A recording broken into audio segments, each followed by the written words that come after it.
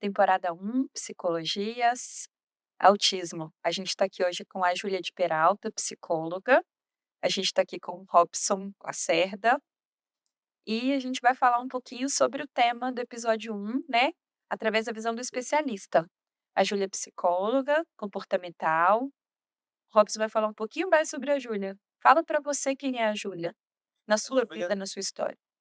sinceramente, a Júlia é uma fada madrinha, né. E Bom, ela é a psicóloga, né, que conduz lá a clínica no qual meu filho participa, num clubinho e tal, e a abordagem dele desde 3 anos, a Júlia. Não, 3 anos foi em Valadares, você foi a partir dos 5 anos, é isso? dos 4. Dos 4 anos, isso. Então, assim, a Júlia pegou o Guilherme com 4 anos, trouxe até os 13, e hoje o Guilherme ele passa despercebido na multidão, né, ele é funcional, vamos dizer assim, né, graças em grande medida à abordagem que ele teve na clínica da Júlia, então ela é uma fada madrinha nas nossas vidas. Que bacana. Júlia, muito bem-vinda, muito obrigada por ter aceitado, o nosso convite.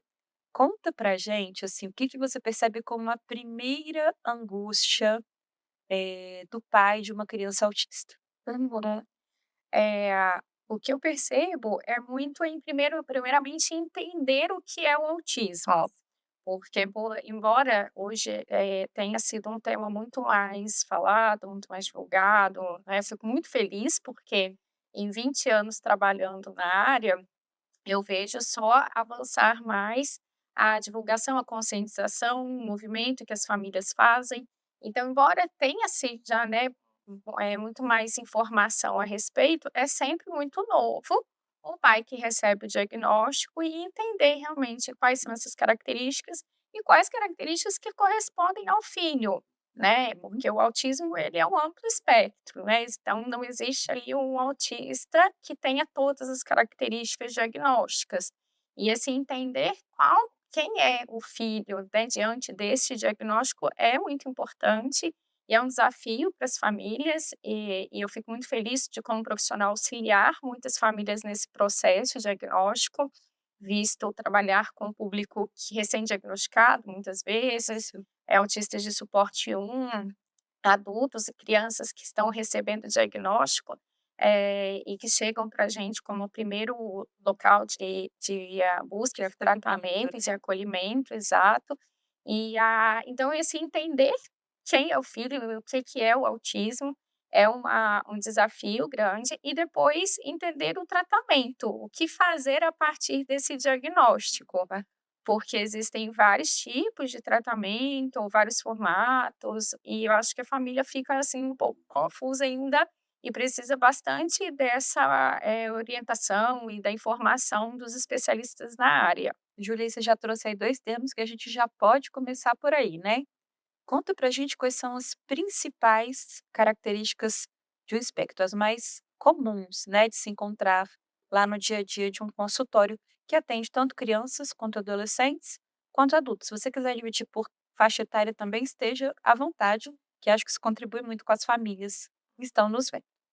E as principais características é a dificuldade de socialização, é um critério diagnóstico muito importante, entender que o autista, né, seja criança, adolescente ou adulto, ele apresenta algum comprometimento em relação à socialização, ou na interação de fazer amizades, ou entendimento de regras sociais, ou mesmo o entendimento de regras básicas da socialização.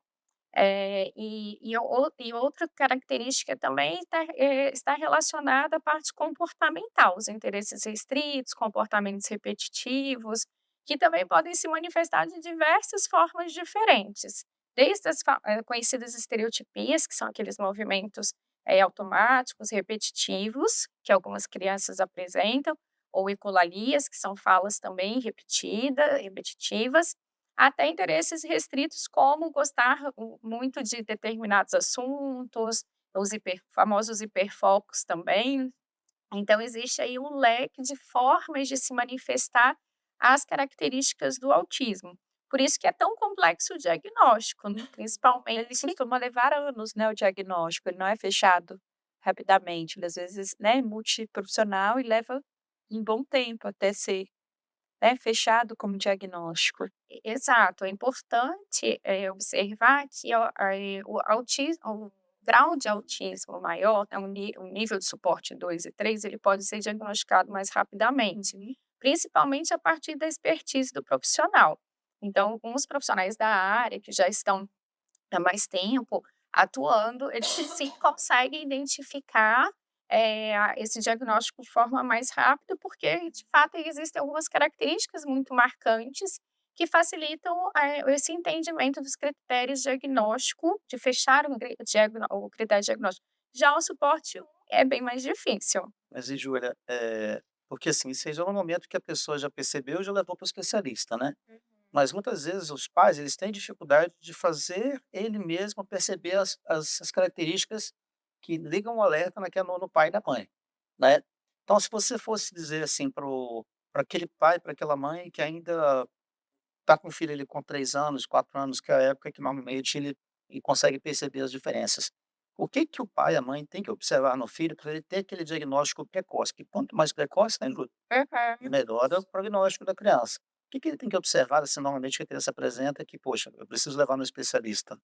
Os atrasos do desenvolvimento, né, são muito importantes de serem percebidos, porque é uma criança que hoje, pelo avanço da ciência do desenvolvimento humano, temos, condições de mapear quais comportamentos são esperados para cada idade. Sim. Aquele mito de: "Ah, cada um vai desenvolver de um jeito, cada um", isso não é mais uma interpretação científica, que em relação ao desenvolvimento infantil. A gente precisa mesmo ter usar a ciência a nosso favor, nesse sentido de entender que que a criança tem marcos do desenvolvimento que são importantes.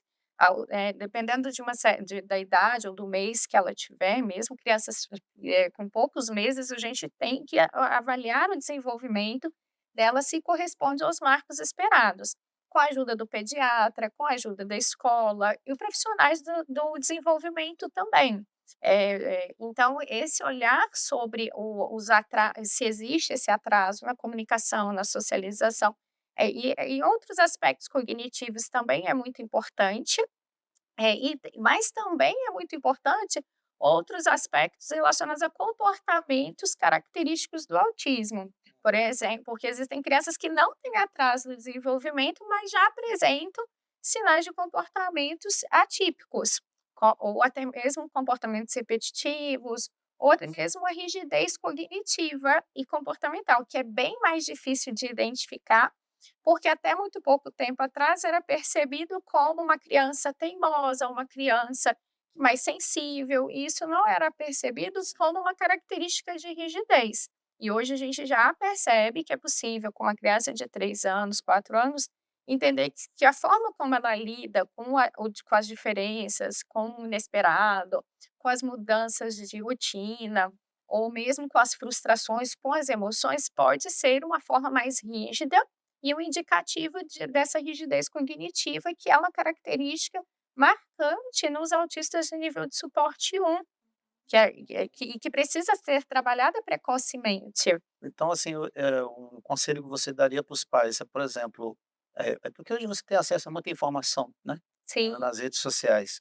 De repente você se aprofundar você mesmo nesse assunto das redes sociais, buscar um especialista se notar alguma coisa, mas eu não sei se é uma impressão minha, mas muitas vezes o próprio profissional da saúde que não é versado naquilo que é importante da abordagem NEABA, por exemplo, né.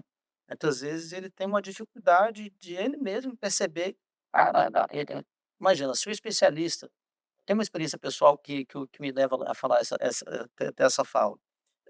Quando às vezes próprio especialista tem dificuldade, imagina o pai que não teve acesso ali a uma formação acadêmica para aprender isso, né. Então envolve muito no estudo, a pessoa mesmo ter iniciativa e buscar o profissional. E isso é muito percebido entre os pais, né, de crianças autistas, que eles buscam muito conhecimento. Sim. E essa busca pelo especialista é realmente muito importante, porque são muitas informações, passam muito rápido, eu falo assim, né, a ciência avança muito rápido. Então um critério diagnóstico que até pouco tempo atrás não era, né, servia para o diagnóstico, o profissional começa a estudar e já começa a identificar aquela característica como um sinal de autismo, uma possibilidade de se fazer esse diagnóstico. Então essa busca pelo especialista realmente é muito importante. Essa quantidade então, porque a gente tem notado um aumento da quantidade, né, Ana, Tem. de diagnósticos, enfim, do autismo, TDAH, vamos dizer assim. Isso decorre de uma maior incidência na população ou é um critério diagnóstico ou são as 2 coisas? O que que você acha como especialista? Acredita-se que sim, está relacionado com aos critérios diagnósticos, Entendi, porque inclusive até pela nossa percepção de quantos adultos não foram diagnosticados. verdade, o diagnóstico É, tardio, né. caminho muito comum é o filho é diagnosticado, aí o pai se percebe com algumas características e o pai, após o diagnóstico do filho, vai fazer, a busca pelo seu diagnóstico. Você pode contar alguma experiência, assim, de percepção sobre isso lá no consultório? Sim, lá, principalmente por trabalharmos com adultos, e nível de suporte um, temos sim muitas experiências e tem aumentado muito mesmo a procura, de adultos cuja faixa etária é acima de 40 anos, que é justamente a faixa etária dos pais que foram recém-diagnosticados. E é um processo, realmente muito delicado, porque tem uma história de não diagnóstico, né, tem uma história que envolve esse autoconhecimento, que envolve muito o se, perceber diante desse diagnóstico, dessa condição e entender a sua história. Isso fala também do próprio desenvolvimento da saúde mental, né, da Sim, década depois de 80, né, desenvolvimento de medicação, desenvolvimento de até, deixar o tabu de lado, né, de se buscar ajuda, de se buscar acesso. sim, ainda, existe uma dificuldade por essa busca, né, da terapia, mas isso realmente tem, melhorado muito, a gente percebe que a busca que aumentou e por isso os diagnósticos também, como você falou, existe um tabu muito grande, né. Eu queria trazer também uma experiência que eu achei bacana de uma palestra, né, que era direcionada a pais de autistas e uma neurologista participou, e ela falou algo muito básico, pode ser um conhecimento muito útil a todos, né. Olhe as perguntas que tem na caderneta de vacinação daquela criança, porque ali fala de muitos marcos de desenvolvimento que às vezes não são anotados, pela família, e você vai estar perdendo, né. Eu já trouxe algo muito importante do: "Ah não, tudo a seu tempo". Ok, mas existem marcos, de desenvolvimento que são, né, indicativos. Então, ela fala o seguinte: "Olha, o mínimo que os meus alunos precisam saber é olhar essa carteira, né, de vacinação em que ela esteja completa". Então fica aí essa dica para os pais, né, preencher junto ao seu, né, pediatra, e você mesmo ir lá e colocar e observar e perceber, que quanto antes for diagnosticado, como o Robson falou, mais rápido melhora o prognóstico. Era o prognóstico. É interessante o diagnóstico precoce, mas eu falo que até mesmo sem o diagnóstico, a estimulação ela é importante. Isso tem começado a aparecer no consultório e eu fico muito feliz que são, crianças que têm algumas características ou algumas dificuldades relacionadas e as famílias já estão trazendo para a estimulação precoce. Tanto que a clínica tinha, né, o foco em crianças acima de 8 anos, por trabalharmos com protocolos, avançados de habilidades sociais e funções executivas, mas temos recebido tantas crianças com essa demanda de estimulação, para trabalhar a rigidez, para trabalhar, que trabalhar a flexibilidade no caso, né, para diminuição da rigidez cognitiva e comportamental, para o desenvolvimento das habilidades socioemocionais e Você as pode contar um pouquinho disso pra gente lá no dia a dia? O que que é isso, o desenvolvimento dessas habilidades? Falar um pouquinho mais pra gente? Lá no consultório, no dia a dia, o que que essa criança vai levar lá para fora? existem uma série de habilidades que elas são que fazem parte do nosso dia a dia e nós ensinamos para as crianças, de maneira geral, de uma forma muito natural no nosso cotidiano, nas escolas. E é muito interessante que para a criança, que tem o autismo, a forma de se ensinar ela é diferente, né, tanto que a gente sempre fala: toda criança ela é capaz de aprender, só que ela vai precisar de uma estratégia diferente, de uma metodologia diferente. A análise do comportamento parte dessa premissa e quando a gente percebeu que conforme a gente estrutura esse ensino de habilidades sociais, de como é que funcionam as emoções, como que se regulam as emoções, o que são emoções em primeiro lugar, porque às vezes é algo tão subjetivo que a criança precisa de uma forma diferente de aprender. Então esse ensinar de forma didática, conceitos que geralmente são passados de forma ou muito subjetiva ou muito em ambiente mais natural, de forma mais espontânea, a gente tem percebido que essa não é a maneira mais indicada, que eles aprendem melhor com essa estrutura, essas habilidades e esses conceitos tão complexos, que envolvem muito a socialização, que envolvem o entendimento das dinâmicas sociais. Então, nós pegamos desde as habilidades mais simples de entender o que são as emoções, até entender como que funciona o namoro, o que que é uma amizade, quais são as dinâmicas em relação à perspectiva do outro, da empatia, da dinâmica da sociedade. Então, realmente é um trabalho muito amplo, né? Ensinar habilidades sociais envolve diversas estratégias e formas de conduzir um aprendizado.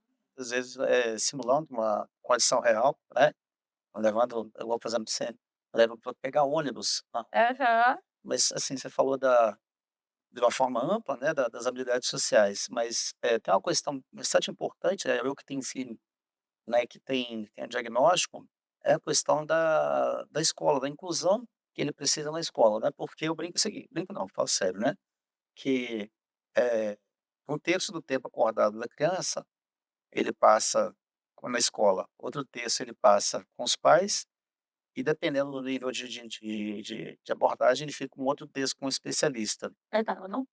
Então, se ele tem né, um especialista que ele faz a abordagem adequada, mas o pai sabota, a escola sabota, acabou. Então, assim, você essa como é que você enxerga hoje, nas escolas, esse trabalho de inclusão das crianças? O que que tem acontecido? O que que você tem observado? Uhum.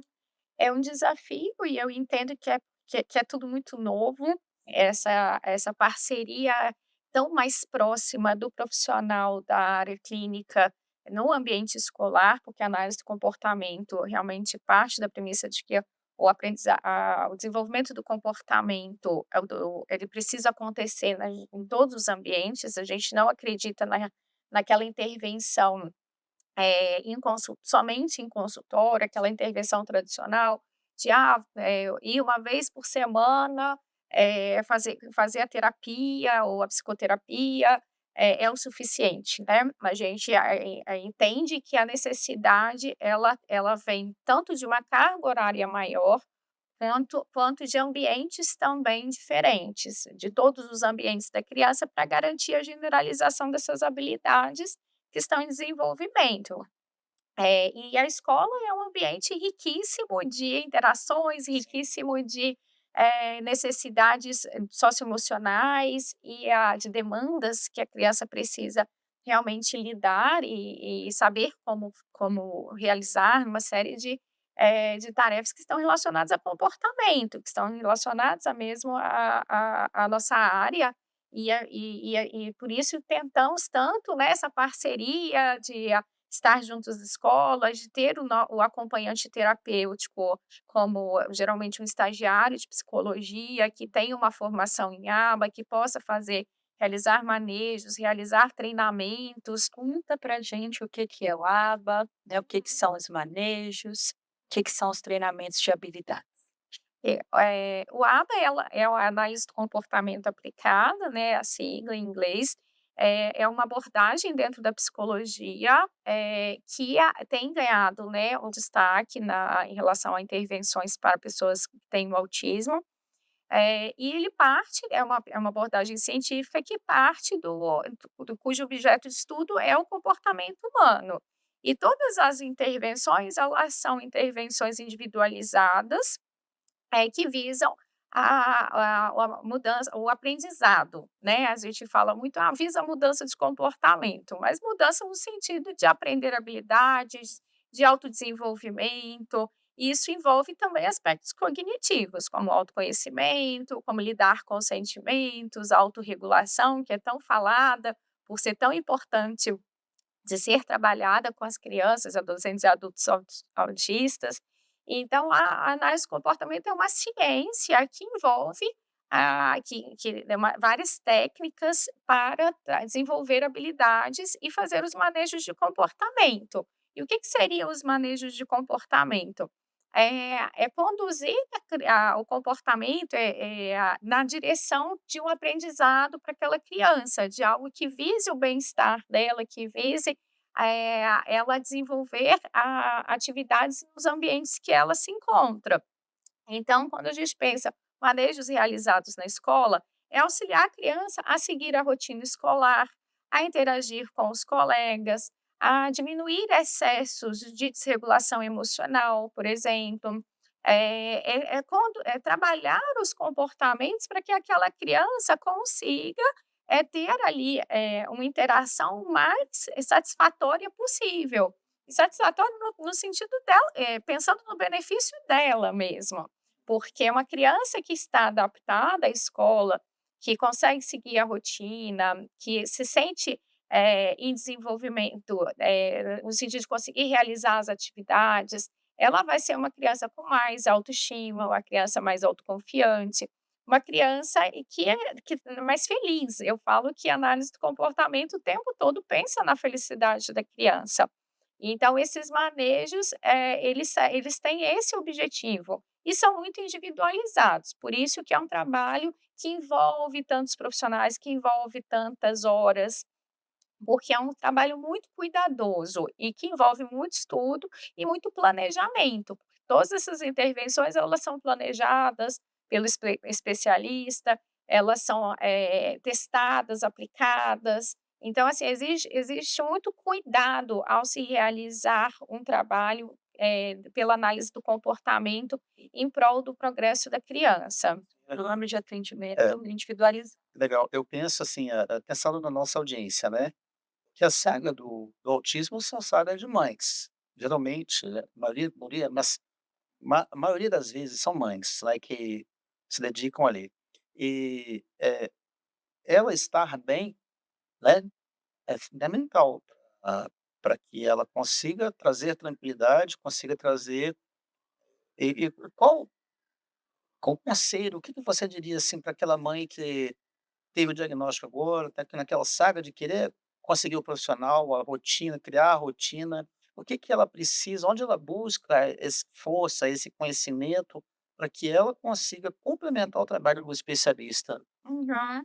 Eu falo, busque profissionais que você que a mãe se sinta confiante, sinta que ela se sinta bem, inclusive, em estar nesse local de ir ao atendimento, de conversar, de buscar informações e, principalmente, na parte da psicologia, né, procure orientação de pais. Busque sempre o serviço de orientação porque é um momento dedicado aos pais, para tirar dúvidas, para falar sobre as angústias, para compartilhar com o profissional o que está acontecendo em casa, né. E não aceite um tratamento que seja só para a criança, porque a família, ela faz parte do ambiente daquela criança, e ela A dinâmica, né, É, que hoje pode favorecer ou prejudicar. E hoje tem, eu já vi uma amiga minha, colega de trabalho, que ela no plano de cuidados do psiquiatra, ele colocou lá a abordagem dos pais.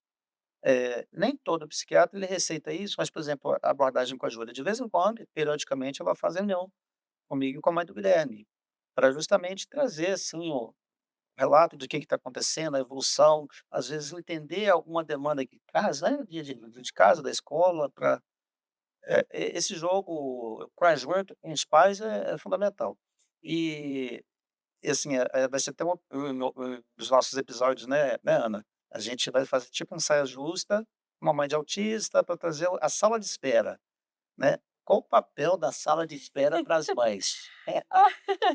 A sala de espera é muito importante mesmo, ali É uma acontecem muitas terapia, é coisas uma na sala terapia. de espera. Exatamente. É interessante quando eu vejo compartilhar experiências, e principalmente quando são mães que estão, às vezes, em diferentes momentos da terapia. Isso. Uma mãe que está Traz esperança para o outro, né. sim, é muito bonito ver mesmo essa Sim. troca, onde é uma mãe que está há mais tempo, né, um pai que está há mais tempo, a gente fala muito de mães, mas na sala Sabe demais, né. de espera também tem pais, e esse compartilhar, né, como é que foi, o processo, até o tratamento mesmo, como é que está sendo a experiência com a clínica. Então eu falo que na sala de espera acontece muita coisa É tão importante. engraçado como, assim, a pessoa que passou por toda aquela condição de ter que criar a rotina, ter que lidar no início, ela ajuda com tanta vontade aquela pessoa que está no início da caminhada, que assim, se for possível, assim que você tiver o diagnóstico, uma recomendação que eu dou, se você teve o diagnóstico agora, se ocupa de ficar um tempo na sala de espera trocando experiência com as mães que estão ali. Seria fundamental você se tranquilizar. Dá um pouquinho pra gente, porque você trouxe aqui de um, né, de um diagnóstico aos 3 anos, não é isso? É isso. E na comportamental eu acho muito bacana, porque ela vai trabalhando por objetivos, né. Você vai alcançando um e passa para o próximo, né, não necessariamente você vai trabalhar um por vez, mas você vai trabalhando os objetivos. O que você percebeu como marcos do desenvolvimento?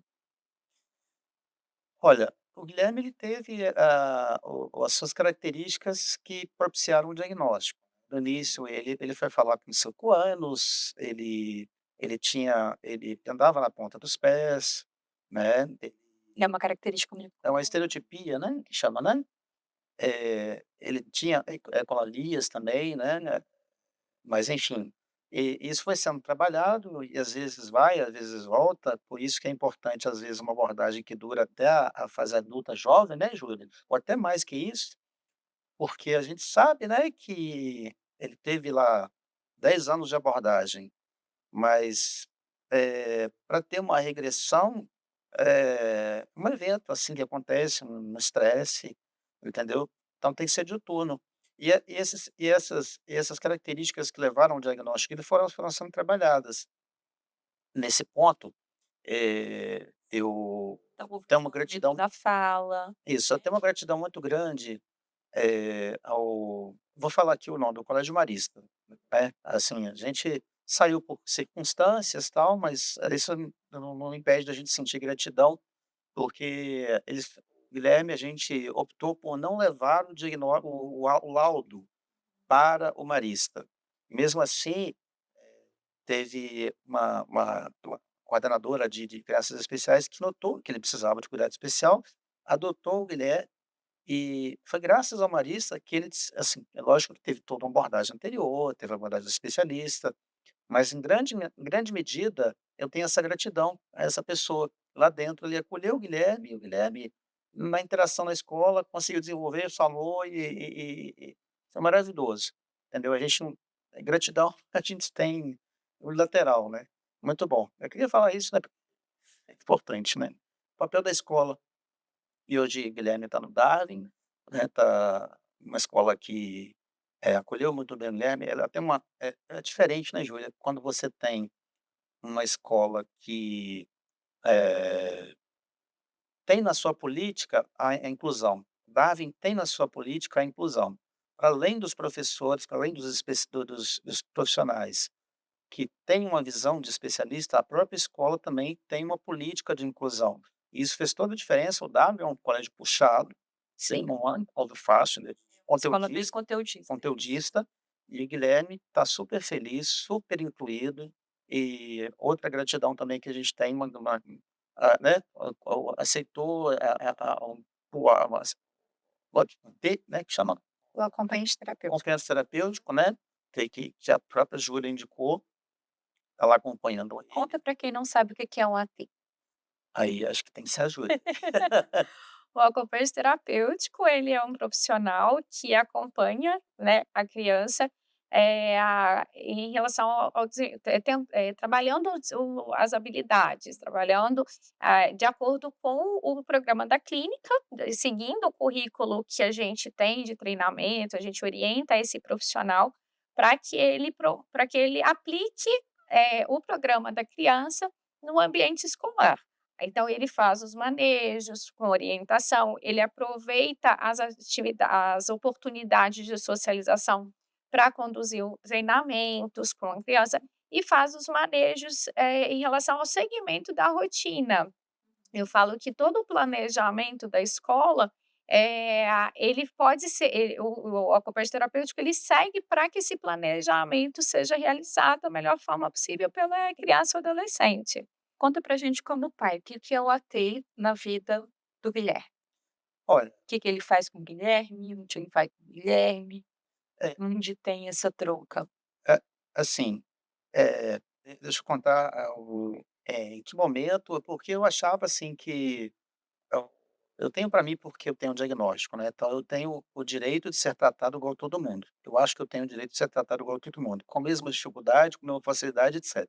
Eu achava também que o Guilherme também tinha direito de ser tratado assim como todo mundo. Por isso, inclusive, que eu concordei em não levar o diagnóstico dele para o Marista, Ok, né. Eh, a partir de um episódio, quando ele entrou no DARA, a partir de um episódio que teve, foi muito bem contornado pela escola, teve um episódio de bullying que, ali eu percebi: "Olha, isso está demais para o Guilherme, ele precisa de um acompanhante terapêutico". Ali naquele momento eu percebi: "Não, aqui a gente precisa". que foi pontual e Foi situacional. pontual, situacional, eu percebi que não tem como evitar, tem que ter, porque, por você expor a criança nas situações ajuda, mas ajuda que ele criar casca, ele criar um repertório, né, de comportamentos, e tal. Mas naquele momento ele precisava de uma ajuda mais especializada dentro do ambiente escolar. Aí a partir daquele momento, é lógico que é uma decisão a 4 mãos, com o pai e com a mãe, né, e aí ali foi tranquilo para mim, não, é o momento realmente dele entrar com assistente terapêutico. E é maravilhoso isso ajuda demais. O Guilherme, apesar de ser um adolescente, ele aceita muito bem, né, muitas vezes pode acontecer ele não ficar à vontade, né, de ter um assistente terapêutico e tal, mas ele está super feliz, super incluído ali, ele adora a escola. É isso, o Guilherme hoje ele está com 13 anos, eh, ele passa despercebido na multidão, isso quer dizer que ele é funcional. Às vezes, se você não falar que o Guilherme tem diagnóstico, as pessoas nem percebem, né, muitas vezes ele engana até bem. Ele, às vezes ele consegue porque o autista ele tem dificuldade de estabelecer o contato visual às vezes, é uma característica, né. Mas o Guilherme ele percebe, por exemplo, com a mãe, comigo: "Você está bem pai? Você está bem mãe? Você dormiu direitinho?". Às vezes ele percebe que eu estou mais para baixo, ele faz uma brincadeira. Então assim, ele tá maravilhoso, sabe. Bacana. Isso é um misto, né, de um especialista, né, que a gente se cercou do a fórmula que eu falo, né, se cerca do melhor especialista que seu dinheiro pode pagar e seja 100% aderente ao tratamento, né. E o especialista ajuda demais, a abordagem que o pai e a mãe têm com ele, é uma abordagem funcional, digo que é uma família funcional hoje, né, mesmo separado. E a gente tem a escola, que é uma escola inclusiva, e isso trouxe para o Guilherme uma prognóstico, né, uma fase de adolescência muito rica, muito bonita, Que bacana, né, e a adolescência é uma fase desafiadora para e qualquer ele não está sendo desafiador, porque o Guilherme é um adolescente maravilhoso, ele não traz aquelas questões, né, ainda não, né. Vamos ressalvar, ainda não, né, porque tem que trazer, né, Júlia? Tem que trazer, né, e ele nem faz parte do suporte, né, porque para o adolescente em geral é muito importante ter o suporte, né, o autoconhecimento que ele já vem trabalhando aí há um bom tempo, né. É Isso. é interessante falar sobre esse suporte escolar, voltando um pouquinho, porque, muitas vezes o autista que é nível de suporte 1, ele não tem um acompanhante terapêutico escolar, ele não tem, como o Guilherme, né, que a gente percebeu a necessidade dele, e a gente percebe que é importante, que o fato dele não ter dificuldades, às vezes, acadêmicas, que alguns dos nossos jovens academicamente, eles não têm nenhuma dificuldade, são com dificuldades. Alguns até são extremamente desenvolvidos cognitivamente, né. Exato, aprendem muito rápido e tem uma facilidade nessa parte da aquisição do conteúdo acadêmico. Mas existe essa dificuldade da socialização, da autorregulação, existe um sofrimento, que muitas vezes não é percebido, porque eles têm também dificuldade de falar sobre ele, que foi até o caso do Guilherme, né, a gente soube através de coleguinhas que ele estava em sofrimento e precisando do AT, isso foi uma abordagem muito sensível da família, de sempre buscar, de sempre estar muito presente à Isso, escola. é muito bacana, até para trazer num futuro tema adolescência, né. O adolescente muitas vezes vai buscar conselho numa criança da idade dele, né, e às vezes tem a dificuldade de buscar ajuda, mesmo que a ajuda esteja disponível, às vezes a dificuldade de pedir a ajuda. E aí o olhar da família é Na muito. verdade, o pai e a mãe tem vamos dizer, governança, entre aspas, na criação do filho até 12, 13 anos, daí por diante, ele busca se espelhar no coleguinha, ele começa a ter aquelas questões de se afastar dos pais, entendeu. Então é uma fase bem sensível, e tem que ser observada, né. São questões novas que E aí iremos para uma nova temporada adolescência, né. isso, E isso. e eu tenho tido, cada vez mais acolhimento das escolas em relação a esse acompanhante terapêutico, para crianças de suporte 1, então, assim, é um momento que a clínica tem, Júlia, até fala para quem não sabe, né, o que que é um suporte antes, né, o 2, o suporte 3. os níveis de suporte, eles falam justamente o que o termo, diz, né, que é a quantidade de ajuda, de suporte, de o quanto que aquela criança, aquele adolescente ou aquele adulto Exato. vai precisar de ajuda, de intervenções para, Obrigada, só para o público geral. É, eu acho assim que, já partindo para uma finalização, né, eu gostaria muito de parabenizar a Júlia, porque para além do consultório dela, ela permite me chamar de ativista, né. O ativista para divulgação, ela veio aqui para falar com a gente com maior generosidade, e ela participa, né, Júlia, você participa acho que do conselho pedagógico, não é isso? Do IFES. Eu participei antes da pandemia, depois a gente agora não do NAPNE, né. Sim. Sim, Sim. participava. Então, assim, ela não se circunscreve ali ao consultório dela. Ela entende que isso é algo muito maior, que ela tem acho que até uma missão, né, chama de sentido de missão, e ela veio falar com a gente aqui com maior generosidade, né, falar as coisas dela acontecendo lá na clínica, a gente está aqui conversando de forma privilegiada, né, porque é privilégio ter uma pessoa pioneira no estado, com as maiores especialistas falando com a gente aqui. Júlia, você quer trazer uma fala de encerramento? Eu queria agradecer o convite, eu sempre fico muito feliz em poder divulgar o trabalho, poder divulgar, as informações, né, e auxiliar a família e trazer essa conscientização sobre o que é possível em termos hoje de tratamento, de desenvolvimento para as crianças e para os adolescentes e para os adultos também. Foi ótimo poder falar um pouco sobre isso também, os pais que buscam os serviços, porque isso é muito importante. É interessante que eu vejo muitos pais, às vezes, falando assim: "Ah, já vivi 40 anos sem diagnóstico e não me tratei, então não preciso mais". Aí daqui a pouco eles voltam e falam: "Não, eu preciso sim, vamos marcar um horário".